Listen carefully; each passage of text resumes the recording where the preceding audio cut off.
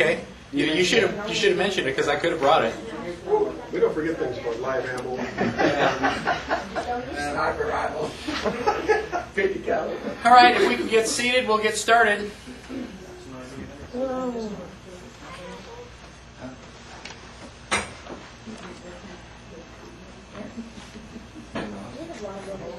So before we went on the break, I left you with some questions that I hope were a little bit perplexing. And, the idea of rights versus privileges. Now, the Texas Constitution has several articles in it, and the very first article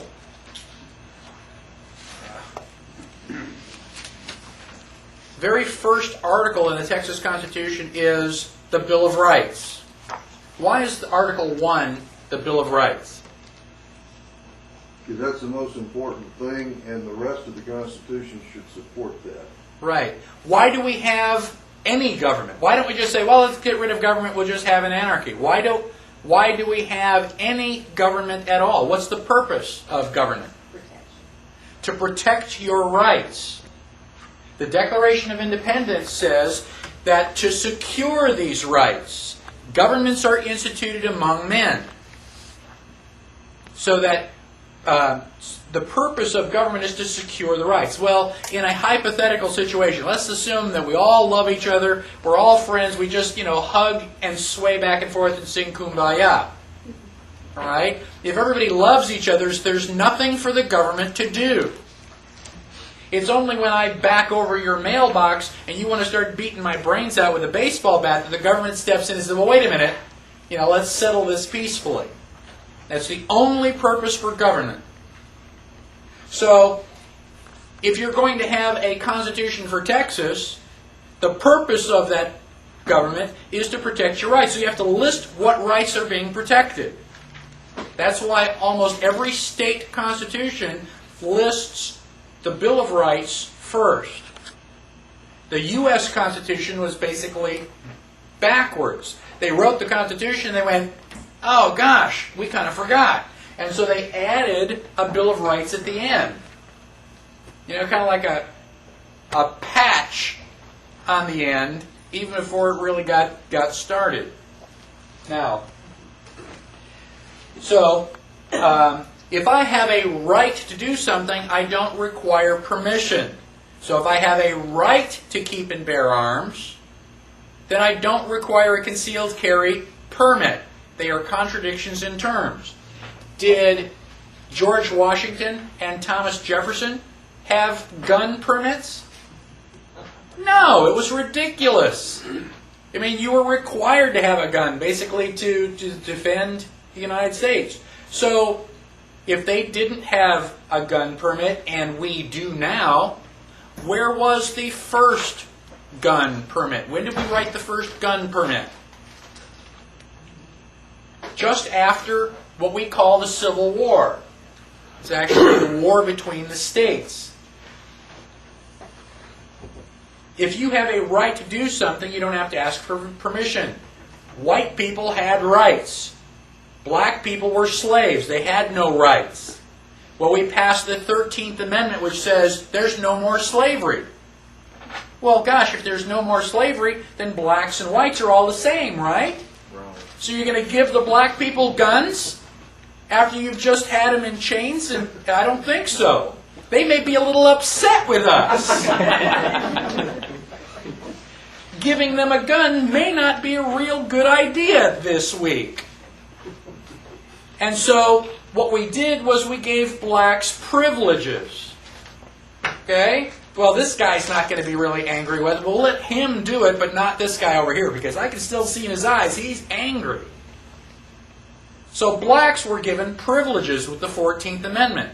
How about a marriage license? Did Thomas Jefferson and George Washington have a marriage license? No. Today, just about everybody has one. Where was the first marriage license? Right after the Civil War. If two white people want to get married and have children, they have a right to do that. They can do anything they want with their property. Now, whites don't have to ask anybody for permission. Blacks we really didn't care. Two black people wanted to get together. We basically considered that animal husbandry. But what if a black person and a white person want to get married? Oh gosh, we can't have that. We can't allow a mixing of the races now, can we? The white person can do anything they want. The black person can't. The black person has to get permission. So the first marriage licenses were permission for interracial marriages. And I have a copy of Black's Law Dictionary. Now this is Black's Law 3rd edition. This is about 1870s, I think, somewhere in that time frame. And so it's an old book, and I've gotten a copy of it, and I've looked up marriage license. And it says, quote, a license or permission granted by public authority to persons who intend to intermarry. Right there in black and white. A marriage license is for mixed marriages. Well, eventually that was working so well that we just apply a marriage license to everybody. Why do you need permission? If you go to a wedding, how many people are in that contract? Well, you got the man, you got the woman, but that's not all. You've also got the state. The state is there giving you permission. Why? Because you asked.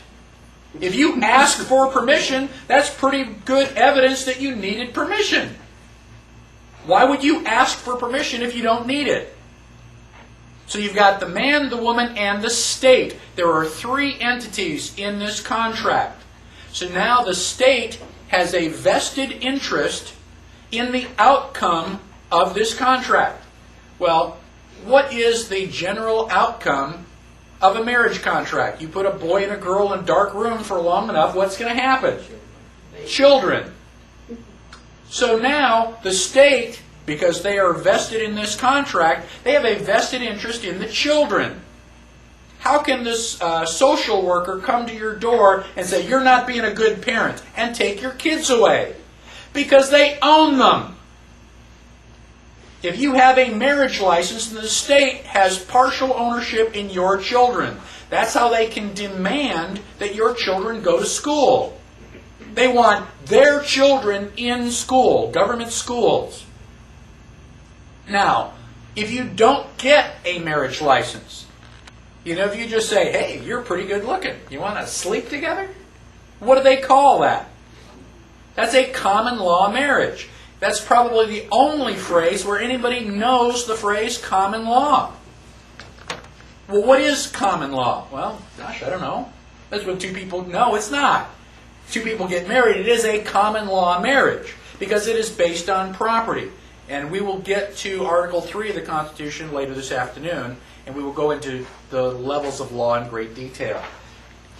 All right? Now, let's turn to page 6, and I want to bring up another concept. This is the concept of sovereignty. Sovereignty is the idea that you don't have to ask permission. You are the top banana. There's nobody to ask. I'm it. I am the decision maker. Now, sovereignty is defined as the status, dominion, power, or authority of a sovereign. Royalty, supreme and independent power or authority in government. Now, back in, let's say, the early 1700s or late 1600s, who was the sovereign in England? The king. He was the sovereign king. That's basically the only time we understand that word, is the sovereign king. Well, how did the king become sovereign? Well, there was a general idea referred to as the divine right of kings. Somewhere along the line, God smacked this guy in the head with his royal scepter, and he became the king. He had all of the rights Because he had all of the property. Who owned England?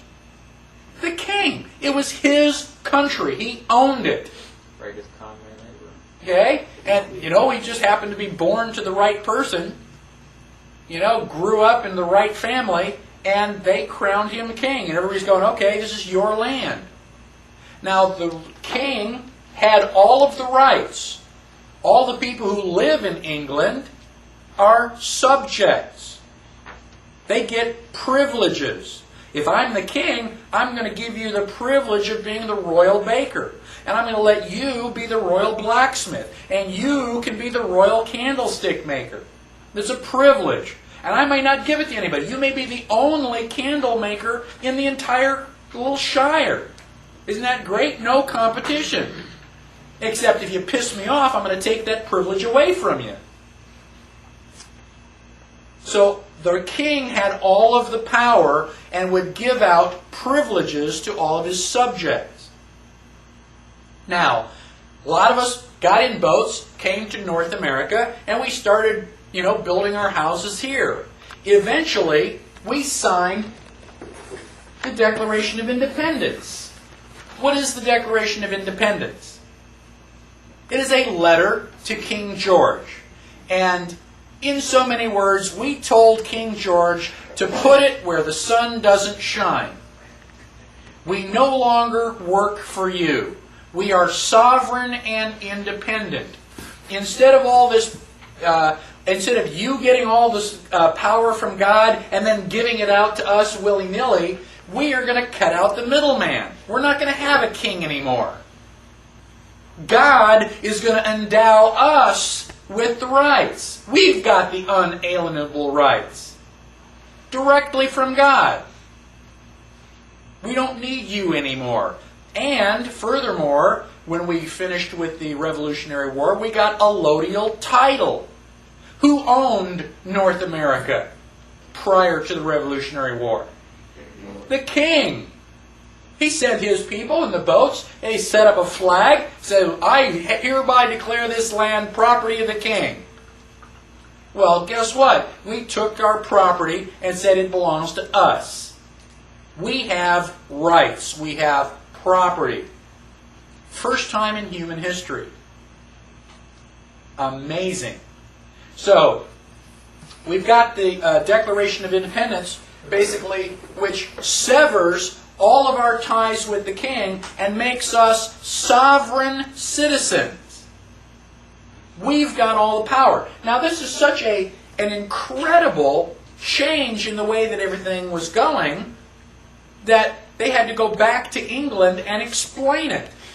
Now, the William Pitt was one of our guys, and he went back to England after the Constitution was ratified, and he went to the House of Commons, basically Parliament, and he explained the way the situation was now.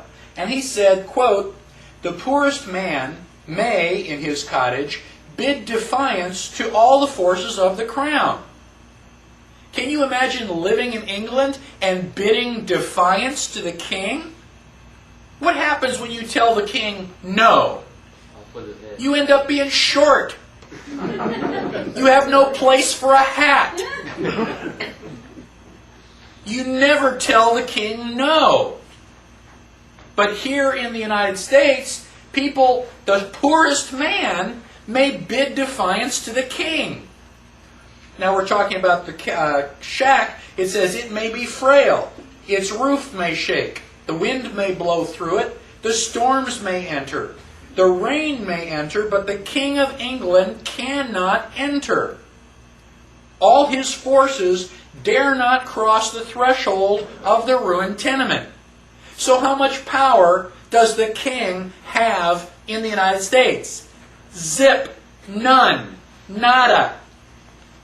Who's in charge? We are. We have 285 million sovereign citizens in the United States. 285 million kings and queens. If I own my land, I make the law. This is Badnarik's law. Now, I only have a little tiny kingdom, you know, a couple thousand square feet. I can't come next door and make laws in your kingdom. That's your kingdom. You make the laws there. But here, I'm the king. It's good to be king. Right? Being sovereign doesn't mean, oh, I've got this really great recliner so I can watch the Super Bowl. It means you are sovereign. You have nobody to answer to but yourself. And your queen standing next to you. You know, whatever she says. But that is basically the general idea. Now, the Constitution says, we the people ordain and establish the Constitution. When we the people wrote the Constitution, we create Congress. Now, if we create Congress, who works for who? Do they work for us, or do we work for them? Now, as far as I can tell, they're supposed to work for us.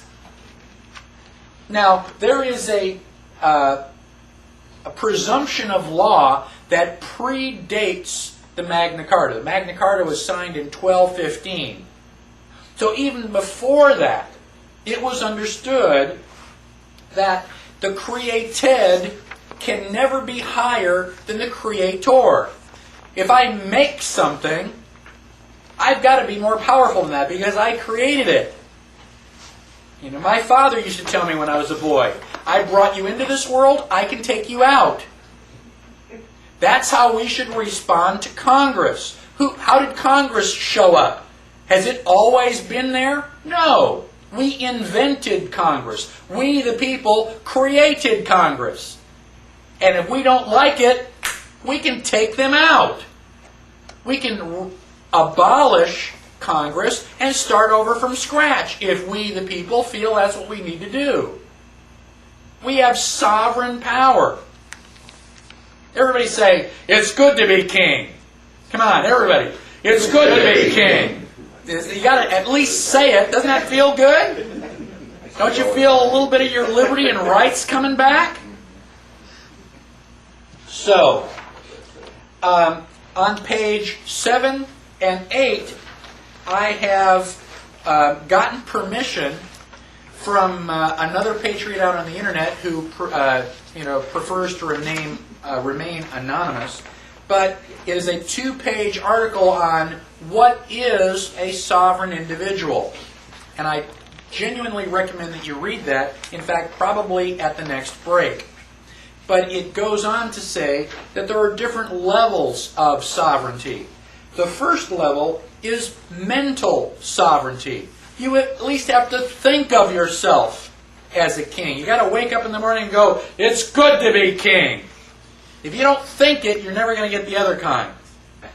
Now, the second form of sovereignty is financial sovereignty. You've got to get all of your stuff, all of your property protected so that the bad guys can't take your property away. And then eventually, physical sovereignty. That's where, we're actually there. Nobody's going to mess with you because they recognize that you're the king. We're not there yet. We are struggling to get there, but it is a struggle. And again, for some people, you may not want to struggle that hard just yet. But go through and read that at your earliest convenience. Again, maybe the next break or through lunch. And that will give you a really good idea of what sovereignty is.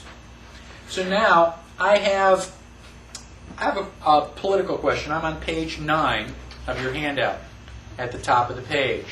The philosophical question is, if we the people are sovereign, do we have the authority to violently overthrow the government if necessary?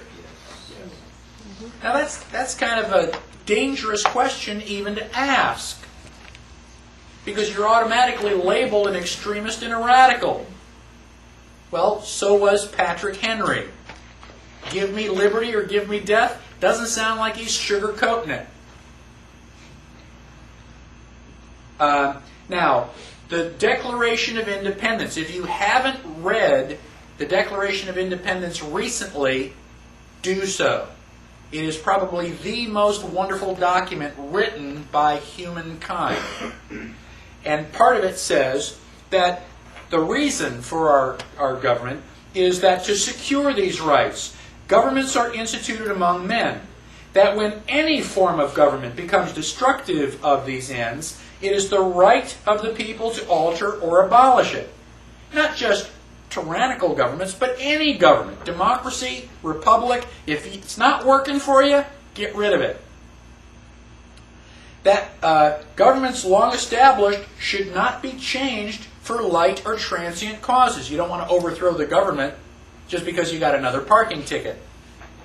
But when a long train of abuses and usurpations, pursuing invariably the same object, evinces a design to reduce them under absolute despotism, it is their right, it is their duty to throw off such government and provide new guards for their future security. So not only do you have a right to overthrow the government, but you have a moral obligation to do so. Ever been to the mall and had somebody else's kids running all over the place, swinging from the chandeliers? You know, they're just being a royal nuisance.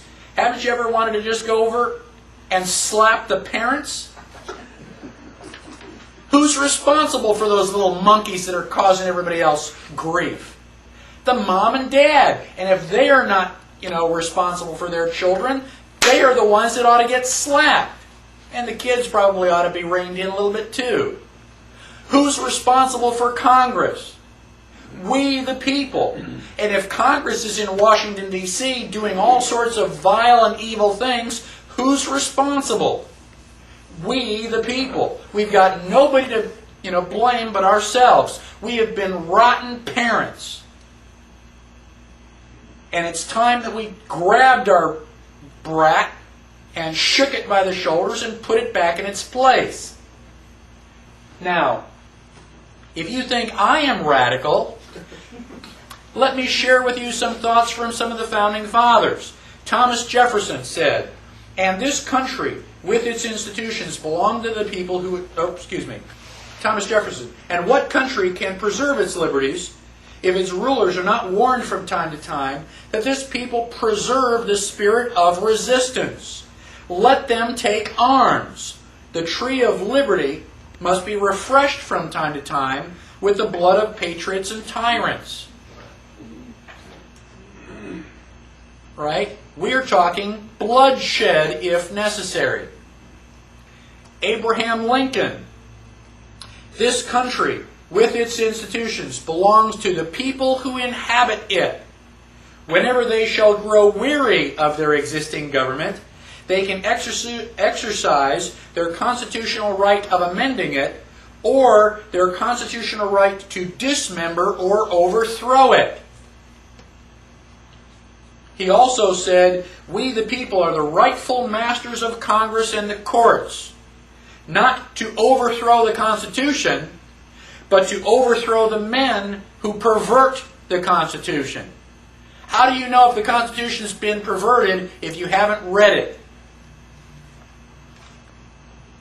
Let me give you a little commentary on the Holocaust. The Holocaust is generally deemed to be the worst travesty in human history. 5 or 6 million Jews. I don't know what the actual count was, but it was a lot of people. They did a genocide. They tried to wipe out an entire race. Hitler did not take Germany by force. He did not drive in with army tanks. Hitler was elected. Anybody have any idea what the vote count was? What his percentage of the total was? 98% in Austria-Hungary. That's just about everybody. Everybody voted for Hitler because he was going to solve all their economic problems. Did Hitler get elected on Monday and start throwing people into ovens on Friday? No. It was a gradual process. The first thing that Hitler did was start to write newspaper articles. Everything that was going wrong was the Jews' fault. They're the ones that caused all these problems. Did the Jews write their own newspaper articles and go, I disagree? Well, not that I can think of. I've never read any newspaper articles that, contradicted any of that. So then the Jews had to wear the Star of David so that we can tell who you are. Did they say, no, that's a violation of my privacy. I don't have to tell you whether, I'm Jewish or not. No, the Jews decided, well, it's a religious symbol. We love God. We should be proud to wear the Star of David.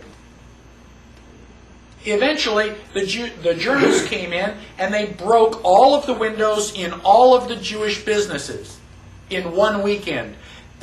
Saturday night was known as Kristallnacht, which is German for night of glass. You couldn't walk up and down the sidewalks because they were filled with glass. Did the Jews rise up and say, now, damn it, you're violating my property. You shouldn't do that? No. Gosh, we don't want to make the Germans any madder than they already are. We want to just kind of go along to get along. Don't piss them off. They've got guns. Eventually, the Germans are loading them up into cattle trailers on the train. Where do you think you're going? On vacation? Where do you think they're going to take you? Well, now you're cold and naked and they're walking you into the ovens where you're going to go to mass execution. Is it time now to raise your hand and say, I tend to disagree with all of this? Bang! You're dead. It's too late to complain. You should have complained at the beginning when you at least had a chance. My question to you, and I don't expect you to answer it, just think about it in your head. How bad do things have to get before you do something? Do they have to take away all your property? Do they have to license every activity that you want to engage in? Do they have to be throwing you on cattle cars before you start to say, now wait a minute, I don't think this is a good idea? How long is it going to be before you finally resist and say, no, I will not comply? Period. That's a different answer for each person. Ask yourself now, because sooner or later you're going to come to that line, and when they cross it, what are you going to say? Well, okay, cross this line. Okay, now cross that line. Okay, now cross this line. And pretty soon you're in a corner. Sooner or later you've got to draw a line and stand your ground, whether anybody else does or not. That is what liberty is all about. Now, let's go on to talk about different forms of government. Now, government, George Washington said that government is not eloquence. It is not reason. It is force. And like fire, it is a dangerous servant and a fearful master. Basically, he admits that we need some government. I mean, if you're going to cook your food and stay warm, you need fire. But you've got to keep it under control. If it gets out of control and you catch the forest on fire, where are you going to live? Now, government is power. It is the authorized use of force. Now, depending on where that power comes from, we have different forms of government. The first form of government was monarchy, where one person has all the power. That was the king, the emperor. It's good to be king, because you don't have to answer to anybody. Now, if the king wants to create a law, does he, ask people for their opinion? Does he send it out for a vote? No. He just signs the proclamation. Ta-da! I have a law. And you've got two choices. You can either follow the law or dance on the end of a rope. That's a monarchy, where all the power is in one person. Now, if we take the power and shift it out a little bit to a small group of people, you have an oligarchy, also known as an aristocracy. Us and them. We make the power, we make the rules, and you follow the rules. Isn't that great? Guess what? If I am making the rules, all the rules are going to benefit me. And you are going to be on the short end of the stick, as they say. That is an oligarchy. Forms of oligarchy are socialism and communism, where they make the rules and you got to follow them. Now, let's take that power and spread it out just a little bit more. Now, everybody has power. That's called a democracy. That is rule by the many. Now, democracy is majority rule. Isn't that great? How many people want to vote for democracy? Well, in a democracy, what they don't tell you is that the minority loses. You have no rights in a democracy. You only have privileges, which are granted to you by the will of the majority. So if most of us vote, we will let you keep your house. Otherwise, we're going to take it away from you. Let's assume that all of us are landowners, and we all have about the same amount of land. And John here has land with water on it. And I want some of the water. So I go to John and I ask John if he'll sell me his land. And John says, no. No, it's been in my family for 6 generations. It's my grandfathers and great-grandfathers. Just don't want to sell it. And well, okay, we're a democracy. And so I'm going to put it up to a vote. I'm going to vote that we take John's land and divide it up. Everybody gets a little piece of John's land. How many people want to vote for John's land? Right? Okay, John, you get to vote because this is a democracy. Right. Right? You lose. Right. Mob rule. Mob rule. That's exactly what democracy is. The Founding Fathers loathed a democracy. They hated democracy. They called it tyranny of the majority. Now, Alexander Fraser Tytler said that a democracy cannot exist as a permanent form of government. It can only exist until the voters discover that they can vote themselves largesse from the public treasury.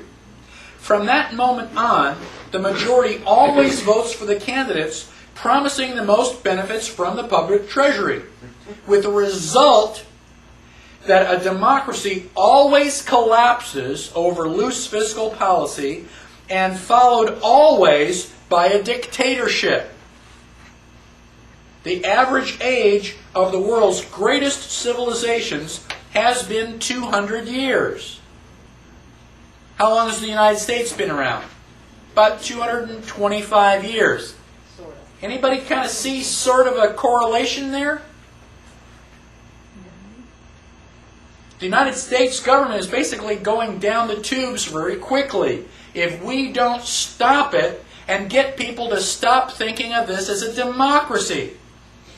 Oh, people don't think of this as a democracy. I hear it on the news all the time.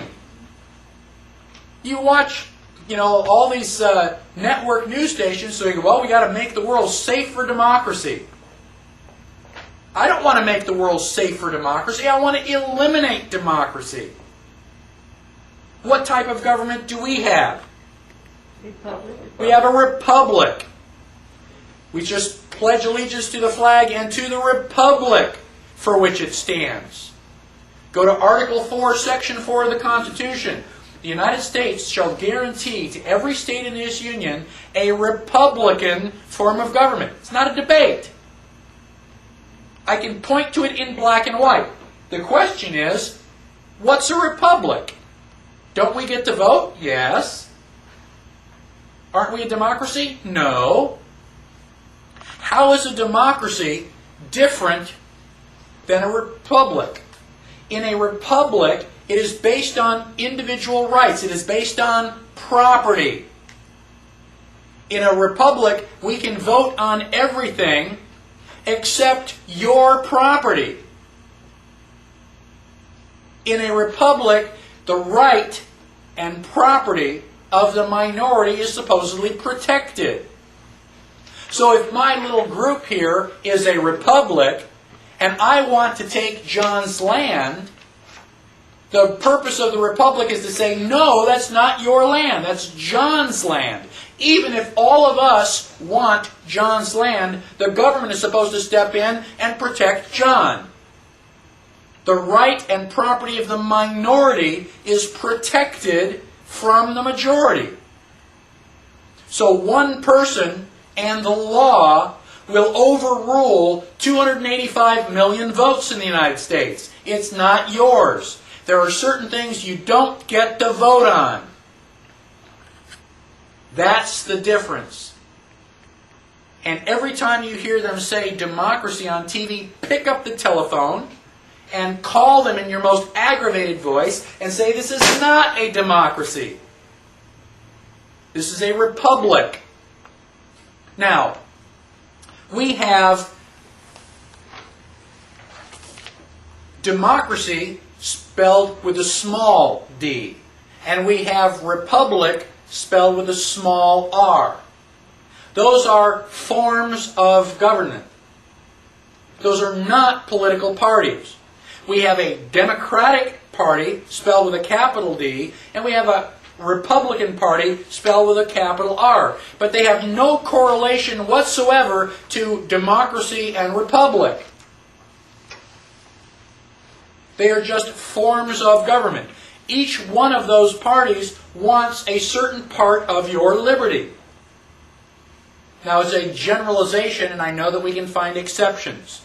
However, in general, the Democrats say you can think anything you want.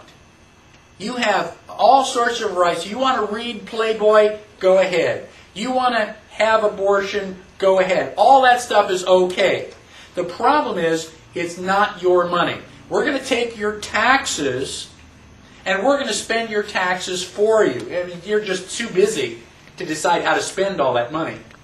So we're going to take your money and we're going to spend it for you on all these really good causes.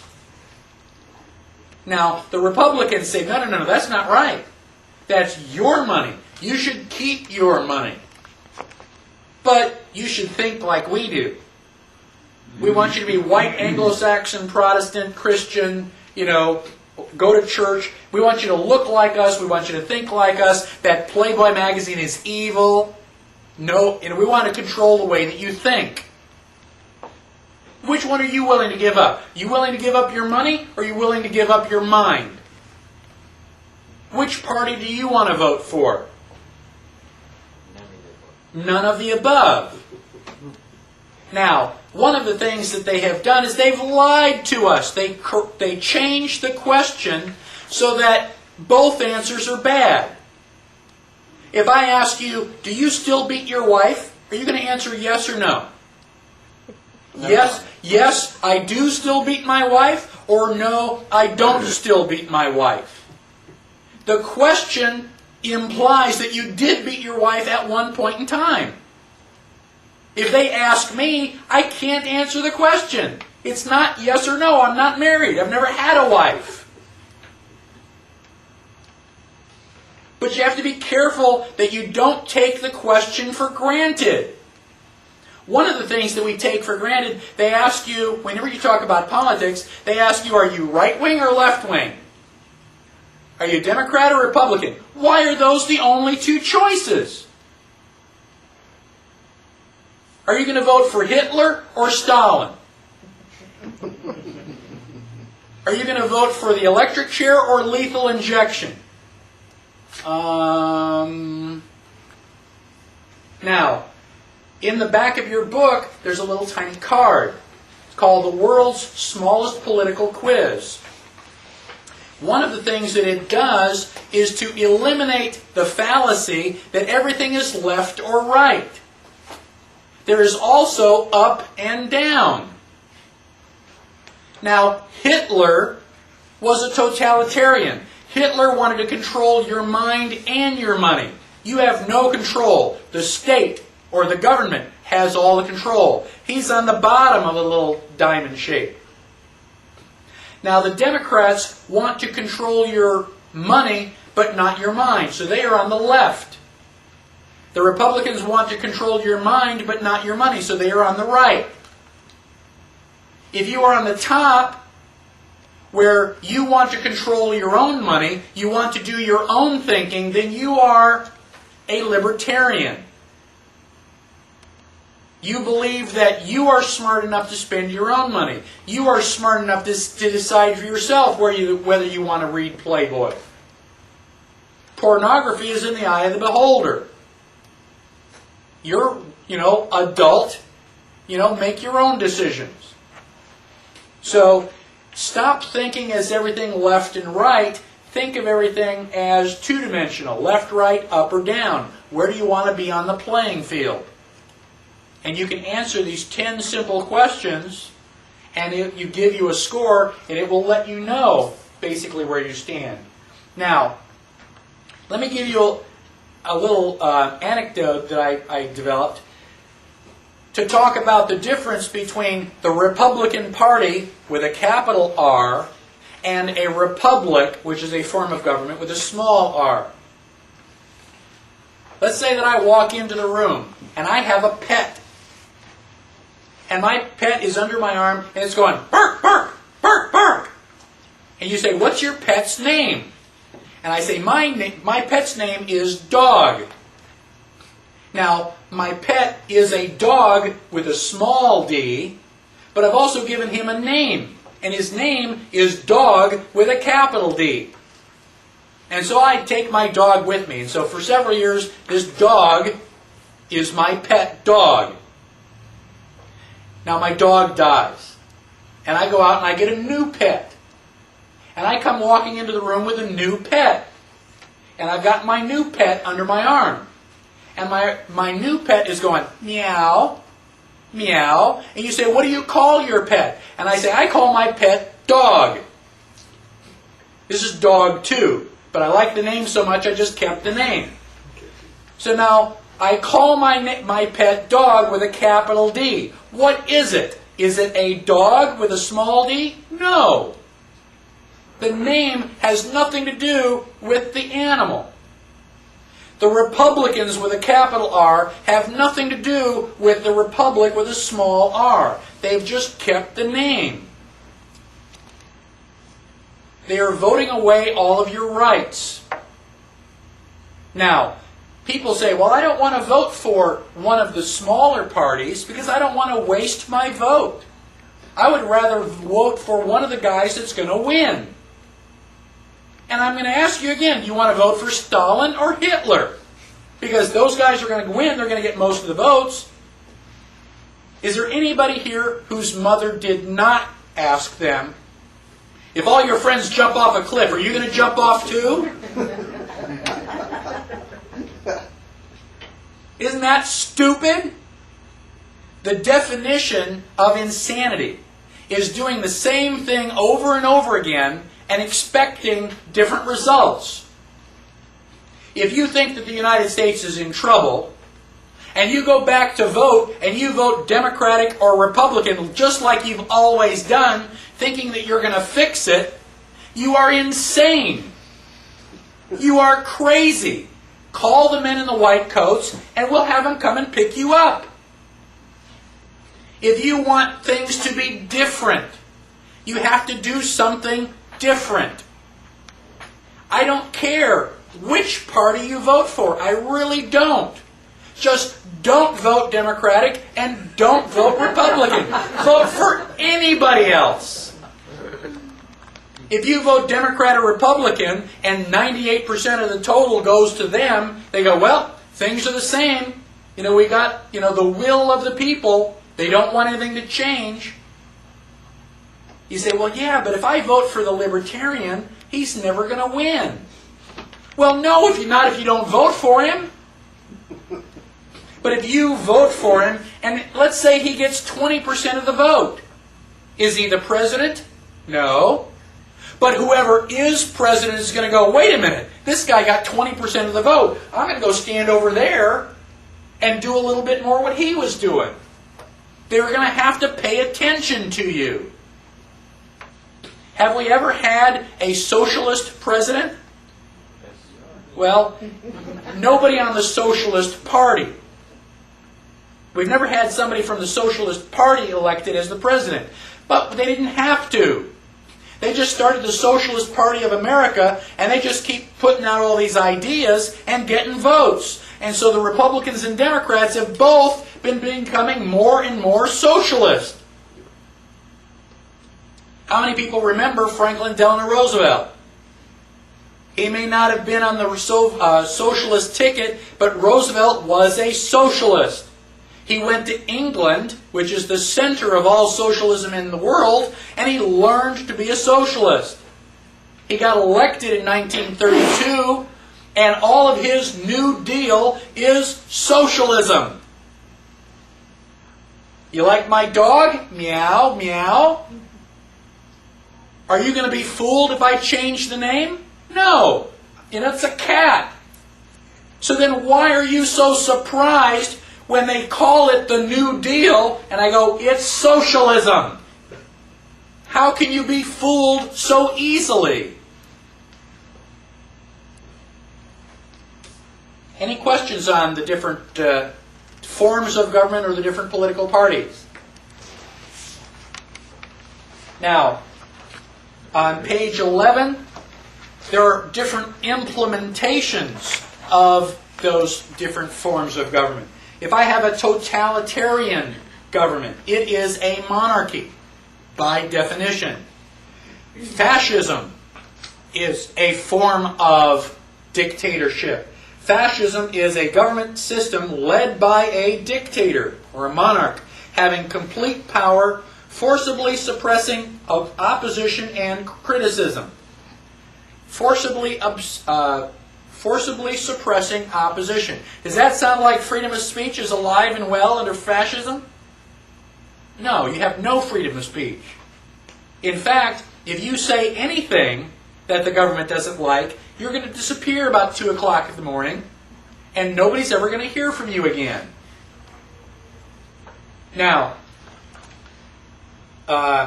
Stalinism is another form of government. Well, Stalin was an American ally. We don't want to piss him off, and so even though he was a fascist, we don't want to call him that because that might be a little embarrassing. He was our buddy. And so we invent a new name. We call it Stalinism. Well, the dictionary correctly defines it as an ideology characterized especially by the extreme suppression of dissident political or ideological views. What does extreme suppression mean? That's pretty well suppressed. Stalin is guilty of killing 25 to 35 million of his own people. Now, I don't condone what Hitler did, but at least he was going, well, it's those guys. Hitler was trying to kill all the other guys. Stalin was killing our guys. And he killed 6 times as many. Why is Hitler the worst guy in history? How come it's not Stalin? Well, he's going to be our buddy. We always saw him sitting on the boat with, FDR. And Winston Churchill. He was one of the big 3. Well, that must mean that, Stalin's a good guy because they're all alike, right? Well, I agree that they're all alike. Socialism is a theory or system of social organization which advocates the vesting of the ownership and control of the means of production in the community as a whole. So, do you have any property under socialism? No, it's not your car. It's our car, and we are letting you use it.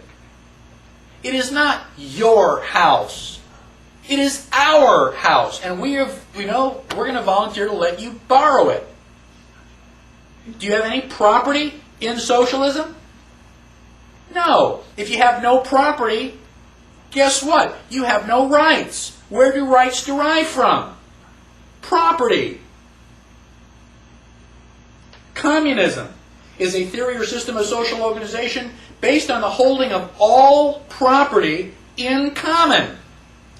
It's not yours.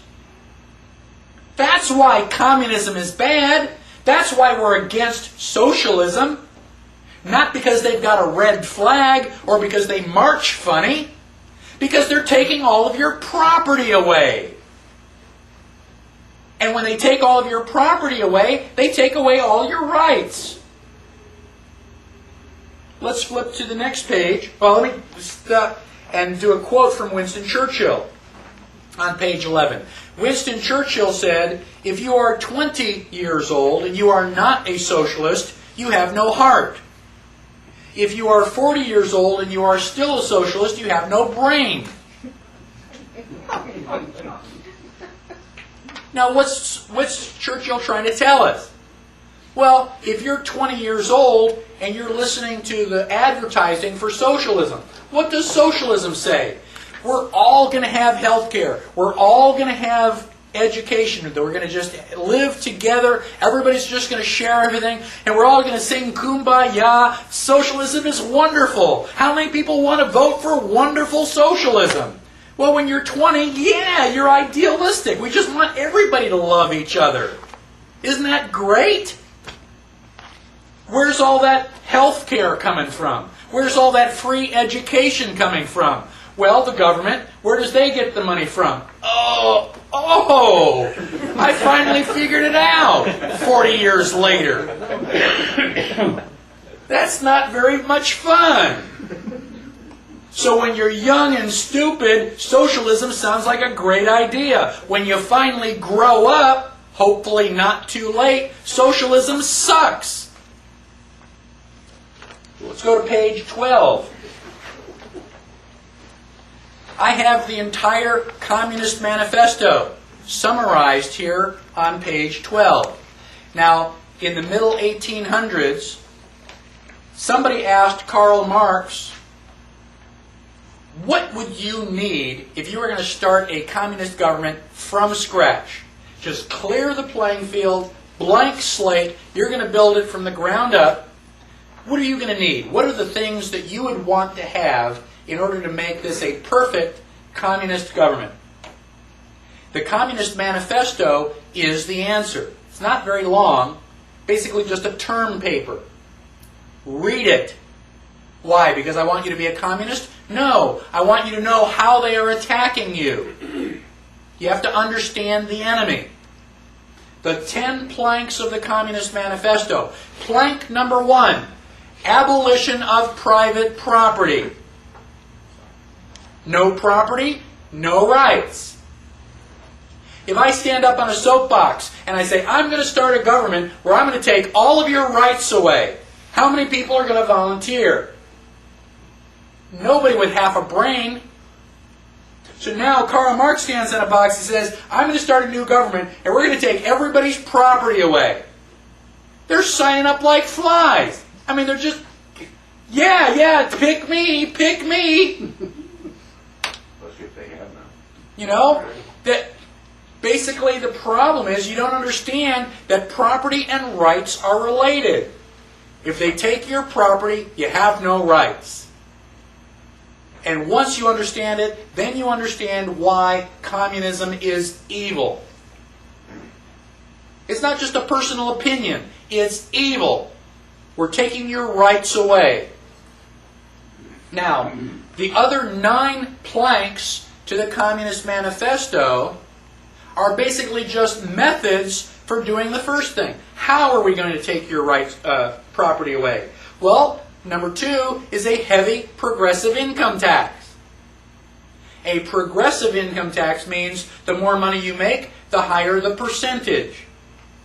Do we have a progressive income tax in the United States? Yes. Can you say IRS?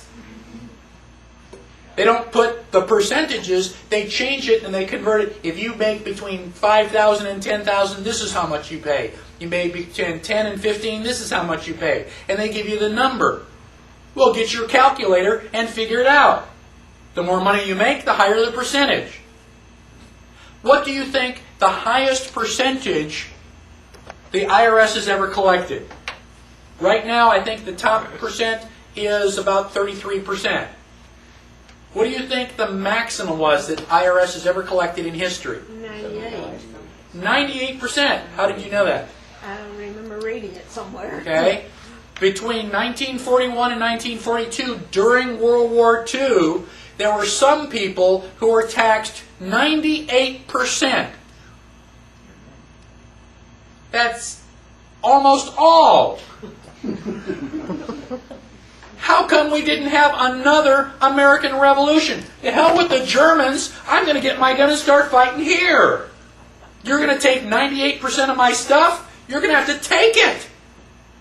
If you think you're big enough to take it, come right on ahead. But I'm not going to give it up. That's ridiculous. Abolition of all rights of inheritance.